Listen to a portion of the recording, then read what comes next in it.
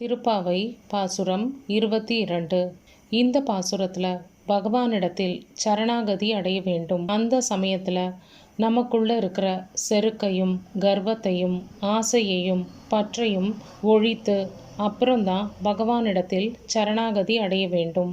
அந்த சமயத்தில் பகவானோட அந்த கருணை பார்வை ஒரு நொடி பொழுது நம்ம மேல் விழுந்தாலே நமக்கு நல்வினை பயன் தானாகவே வந்து சேரும் அப்படிங்கிறத அழகாக ஆண்டாள் இந்த பாசுரத்தில் விளக்கி இருக்கிறாள். அங்கண் மா ஞாலம், ஞாலம்னா உலகம், மா ஞாலம்னா பெரிய உலகம், அங்கண் மா ஞாலம்னா அழகான பெரிய உலகம், அங்கண் மா ஞாலத்து அரசர். இப்படிப்பட்ட அழகான பெரிய உலகத்தை ஆளும் அரசர்கள். இந்த உலகத்துல பிறந்த ஒவ்வொரு உயிருக்கும் அதுக்கான செருக்கும் அபிமானமும் இருக்கும். எறும்புக்கு தான் இருக்கும் அந்த எறும்பு புற்றுதான் உலகம். மற்ற விலங்குகளுக்கோ அவை சுற்றி தெரியும் காடுதான் உலகம். அப்படி இருக்கும்போது பிறக்கும் போதே செல்வத்தோடும் பதவியோடும் அதிகாரத்தோடும் பிறக்கும். அரச குலத்தில் இருக்கும் அந்த அரசர்களுக்கு எவ்வளவு செருக்கு இருக்கும். இப்படிப்பட்ட அந்த அரசர்களும் அந்த பழைய காலத்துல அவர்களுக்கு வயதாகும் சமயத்துல அந்த அரச பொறுப்பை தன்னோட புதல்வர்களிடத்தில் ஒப்படைத்துவிட்டு அவர்கள் கானகம் நோக்கி செல்வார்கள். அதாவது எல்லாவற்றையும் துறந்து ஆசை பற்று இது எல்லாவற்றையும் துறந்துவிட்டு கானகம் போய் தவம் செய்ய போவார்கள். குருக்ஷேத்திர தர்ம யுத்தம் நடந்த சமயத்துல அர்ஜுனனும் துரியோதனனும் கண்ணன் படுத்திருந்த கட்டிலில் காத்திருந்த வரலாறு நம்ம எல்லாருக்குமே தெரியும். அர்ஜுனன் கை குவித்து பகவான் முன்னே நின்றான். துரியோதனன் பகவானோட தலைமாட்டுல உட்கார்ந்திருந்தான். துரியோதனனுக்கு இன்னும் மனம் பக்குவப்படவில்லை. அந்த செருக்கு போகவில்லை. அர்ஜுனன் பகவானிடத்தில் சரணாகதி அடைந்தான். அதனால தான் அந்த தர்ம யுத்தத்தில் அவன் பகவானையே தன் துணையாக கொண்டு போருக்கு சென்றான். துரியோதனன் பகவானோட அக்ஷௌகினி படைகளை எல்லாம் கொண்டு போருக்கு சென்றான். இதுதான் ரெண்டு அரசர்களுக்கு இருந்த வேறுபாடு. இறுதியில் தர்மமே வென்றது. பீமான பங்கமாய் வந்து நின் பள்ளிக்கட்டிற் கீழே. இப்படி தங்களுக்குள்ள இருந்த அந்த கர்வம், திமிர், செல்வ செருக்கு, ஆணவம், பதவி ஆசை, பொன்னாசை, பொருளாசை எல்லாவற்றையும் துறந்து உன்னையே சரணாகதி அடைந்து அந்த அரசர்கள் உன்னோட பாதத்தில் விழுந்து கிடப்பதை போல சங்கம் இருப்பார் போல் வந்து தலை பெய்தோம். சத் சங்கத்தை போல நாங்க எல்லோருமாக இங்க உன்னோட படுக்கை அறையில் நின்று கொண்டு இருக்கின்றோம். உன்னோட பரிபூர்ணமான அருளை பெறுவதற்காக கிங்கிணி வாய் செய்த தாமரை பூ போலே. கிங்கிணி அப்படிங்கிறது மணி ஓசையை குறிக்கின்றது. அந்த மணியில முத்து இருக்கு.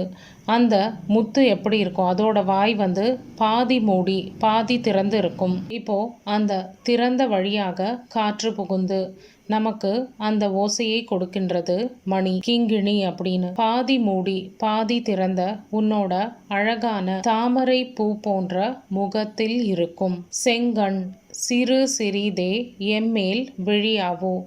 அந்த தாமரை பூ மாதிரி இருக்கிற உன்னோட முகத்துல இருக்கிற செம்மையான அழகான கண்கள் கொஞ்சம் கொஞ்சமாக திறந்து எங்களை பார்க்க கூடாதா அப்படின்னு ஆண்டாள் இங்கே சொல்கிறாள். பகவானிடத்தில் ஆண்டாள் நீ கண்ணை திறந்து எங்களை பார்க்க மாட்டாயா அப்படின்னு சொல்லல. கொஞ்சம் கொஞ்சமாக சிறு சிறிதே அப்படின்னா அந்த பார்வையில அவ்வளவு காருண்யம் நிறைந்திருக்கிறது. பகவான் கண்ணை முழுவதுமாக திறந்து பார்த்தால் அந்த காருண்யத்தை அவ்வளவு காருண்யத்தையும் உடனே ஏற்றுக்கொள்ளும் அளவுக்கு நமக்கு சக்தி இருக்கா? நிச்சயமாக இல்லை. ஆனா பகவானோட கண்கள் கொஞ்சம் திறந்து ஒரு நொடி பொழுது கூட பகவானோட அந்த கண் ஒரு நொடி நம்மை கொஞ்சமா திறந்து பார்த்தா கூட போதும், நமக்கு எல்லாமே பரிபூர்ணமாக கிடைக்கும். எல்லா விதமான பரிபூர்ணமான அருளும் கிடைக்கும் அப்படிங்கிறத இந்த வரியில் குறிப்பால் உணர்த்துகிறாள். இப்போ இந்த கண்கள் எப்படி இருக்கின்றது? திங்களும் ஆதித்யனும் எழுந்தார் போல. திங்கள்னா சந்திரன், ஆதித்யன்னா சூரியன். திங்கள் குளிர்ச்சியை தரக்கூடியது, ஆதித்யன் வெப்பத்தை தரக்கூடியது. இப்போ பகவானை நம்பும் பக்தர்களுக்கு திங்களை போல, அதாவது நிலவை போல குளிர்ச்சியாகவும், அந்த பகைவர்களுக்கு, பக்தர்களோட பகைவர்களுக்கு எப்பவுமே வெப்பத்தை கொடுக்கக்கூடிய சூரியனாகவும் அந்த கண் விளங்குகின்றது. பகவான் தன்னோட பக்தனான பிரகலாதனுக்கு எப்பவுமே குளிர்ச்சி தரக்கூடிய நிலவாக காட்சி அளித்தார். ஆனா அவனோட தந்தை ஹிரண்யகசிபுவுக்கு வெப்பத்தை தரக்கூடிய, கொடிய வெப்பத்தை தரக்கூடிய சூரியனை போல காட்சி அளித்தார். இதைவிட சிறந்த உதாரணம் இந்த வரிக்கு நம்ம சொல்ல முடியாது. அங்கண் இரண்டும் கொண்டு எங்கள் மேல் நோக்குதியேல். அப்படிப்பட்ட அந்த அழகான கண்களை கொண்டு எங்களை நீ ஒரு நொடி பொழுது பார்த்தாலும் எங்கள் மேல் நோக்குதியேல். எங்களை நீ பார்த்தால் நாங்க செய்த எல்லா பாவங்களும் தீர்த்து எங்களுக்கு நல்வினை பயன்கள் வந்து சேரும், உன்னோட அருள் பரிபூர்ணமாக கிடைக்கும் அப்படிங்கிறத ஆண்டாள் இந்த பாசுரத்தில் சொல்கிறாள். அங்கண்மாஞாலத்து அரசரபீமான பங்கமாய் வந்து நின் பள்ளி காட்டேர் கீழே சங்கமிருப்பார் போல் வந்து தலை பெய்தோம் கிங்கிணி வாய் செய்த தாமரை பூ போலே செங்கண் சீரு சீரிதே எம்மேல் விழியாவோ திங்களும் ஆதித்யனும் எழுந்தார் போல் அங்கணிரண்டும் கொண்டு எங்கள் மேல் நோக்குதியேல். எங்கள் மேல் சாபம் இழிந்தேலோரெம் பாவாய்.